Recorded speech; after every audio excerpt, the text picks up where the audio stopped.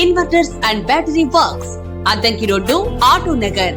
దర్శిలో తక్కువ ధరలకే ఇన్వర్టర్లు, బ్యాటరీలు అందుబాటులోనికి వచ్చాయి.